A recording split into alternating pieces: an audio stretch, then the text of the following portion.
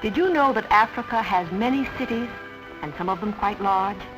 Mostly these cities can be found along the big rivers, and especially where those rivers empty into the ocean, as this river does, emptying into the Atlantic Ocean.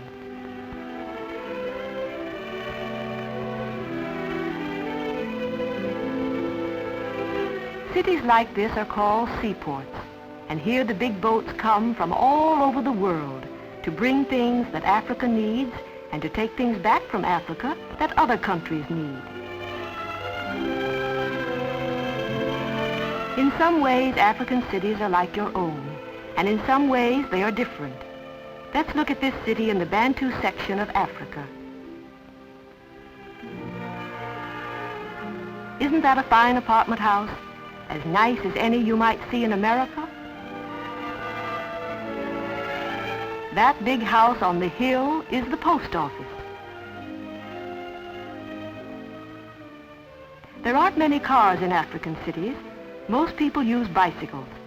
It's early morning in the city now, and these men are bicycling to work. Yes, it's morning, and down at the waterfront the sailboats are coming in loaded with fish. Don't these sailboats look different from any you've ever seen? And aren't they beautiful to watch as the wind pushes them along?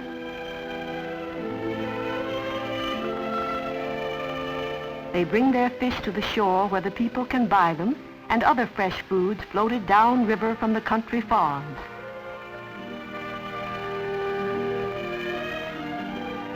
This is Saturday morning in the city, and we're going to meet a girl who lives there named Dolly. Because it's Saturday, and Dolly is home from school, and she's busy doing the breakfast dishes, while her mother mends some clothes.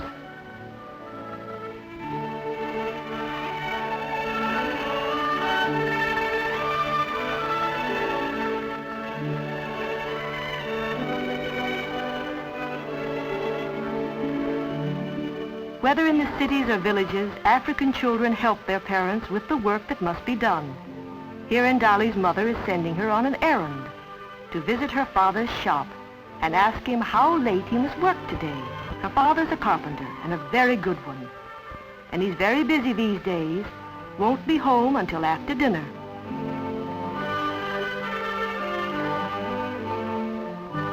And Dolly is rather restless today, doesn't quite know what to do with herself. She's sorry her father must work, because she'd hoped the family might go for a picnic in the country. And Dolly loves the country, loves to see the flowering trees and bushes, the beautifully colored plants and flowers that are found everywhere outside the city at this season of the year.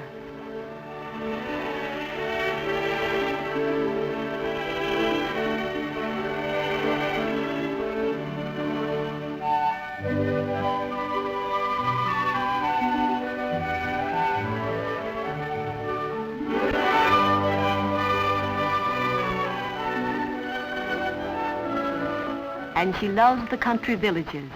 Perhaps if she were picnicking at one now, she could be playing her favorite game with the village girls. But as she thought of this, and Dolly suddenly wondered if some of her own friends might not be playing it at this very moment, right in her own schoolyard. And indeed they were. And Dolly hurried over and joined right in. The game is called Mbong, and it's a great favorite among Bantu children.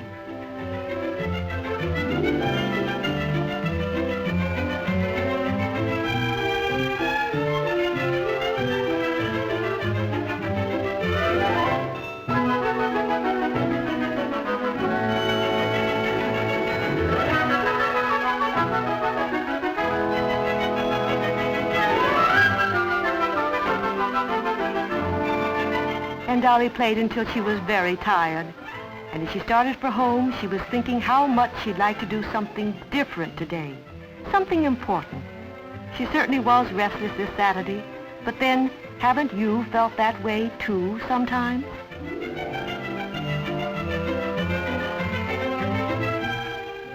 After lunch, a few of Dolly's friends came over to play. Somehow she didn't feel much like playing, but there was nothing else to do. Do you recognize the game? It's played all over Africa, and all over America, too. It's jacks, and these girls play it just as you do, except that they use a stone and pebbles instead of a ball and metal jacks.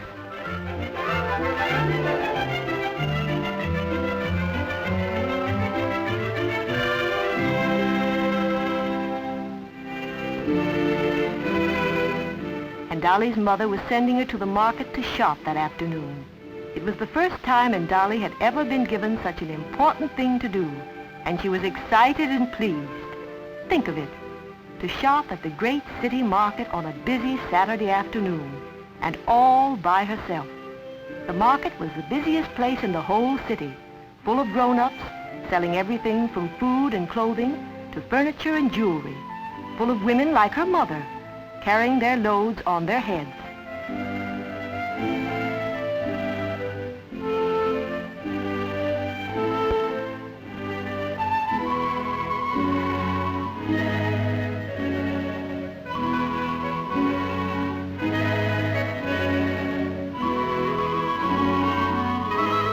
The first stop for Dolly was the shoemaker, but he told her that her father's shoes were not quite ready.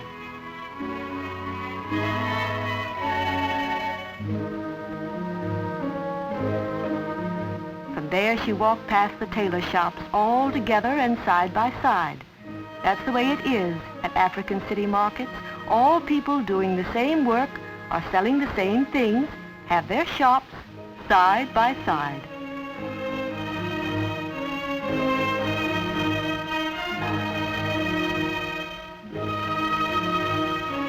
And Dolly's shopping took her along Hardware Row.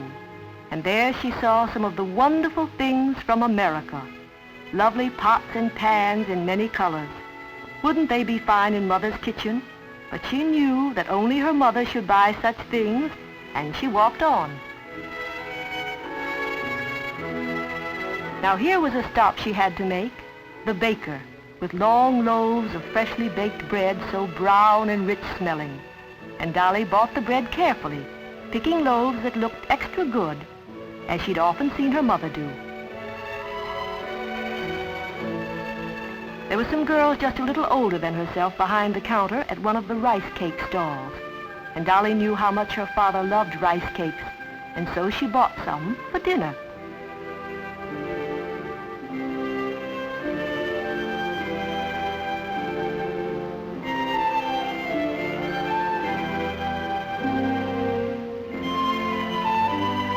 In front of the rice cake stall, a boy was trying to keep the walk clean. It was a hard job with so many people passing by and carelessly dropping things. If the family had gone to the country for a picnic that day, they might have picked all the bananas they could have eaten, for bananas grow everywhere outside of the city. But city people have to buy them, since they can't grow them. And Dolly, too, bought some at the market that day.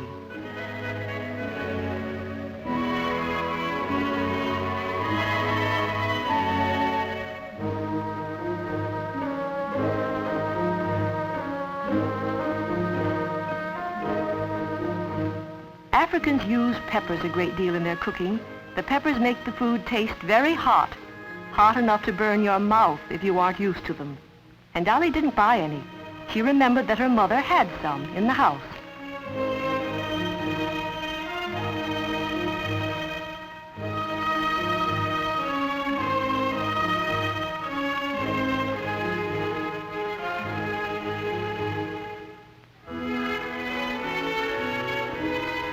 With her shopping done, and Dolly stopped at a jewelry stall. Aren't those beads lovely? How she wished she might buy some for her mother and surprise her. But they cost far more than she could or should spend.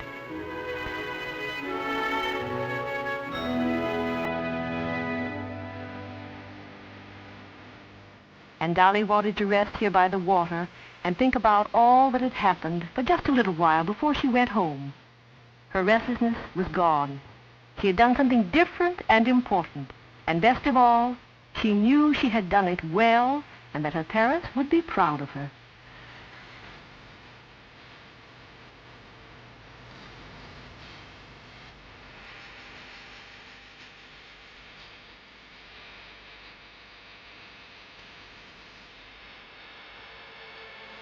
She was surprised and happy to see the pastor. She always enjoyed listening to him. but especially now because of the way she felt. Together they watched the boats being unloaded at the dock, and the pastor said, "Do you know, Dolly, those ships come from every part of the world, and they bring us not only things to be sold in our markets, but the thoughts and feelings of the people of their countries.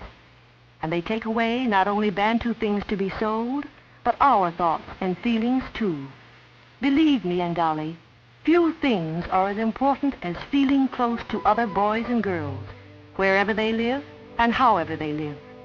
Just think, in the land that boat comes from, there was probably a girl like yourself sent to market today by her mother for the first time. It does not matter if your market and hers are different. It is because you have each known the same dream and shared the same feelings today that you are sisters."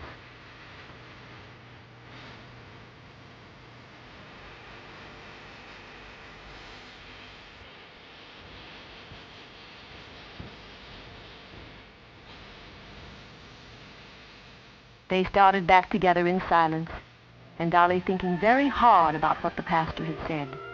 How exciting it was to think of other boys and girls like herself across the oceans, boys and girls who felt and thought and dreamt as she did. It gave her a warm feeling to think of them. Why, it was just as the pastor had said. They were like her brothers and sisters.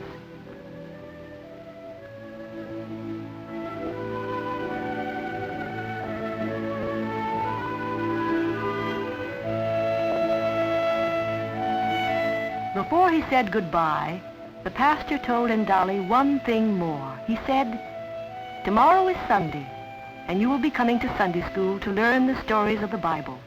Do you know, Dolly, nearly everywhere on earth there will be boys and girls doing the same. Nearly everywhere on earth they will be looking at the same pictures, sharing the same ideas, remembering the thoughts and deeds and dreams of people who lived thousands of years ago. And so you see, we are all of us on earth tied together in many ways, and tied as tightly as brothers and sisters. And it's important we know this, important we know that we belong to one family, because we are all children of God."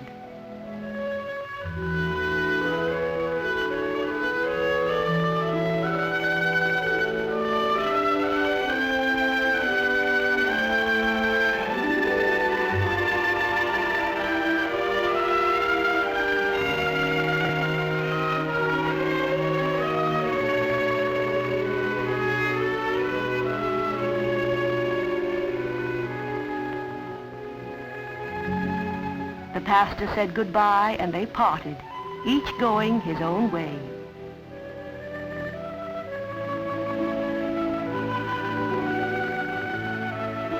What a wonderful day this had turned out to be, and Dolly's mind was as full as the basket she carried.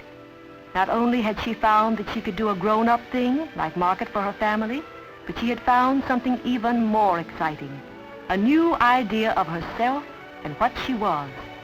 Yes, she was Dolly, a Bantu girl who lived in an African city, but more than that, she was the sister of all who walked on God's good earth.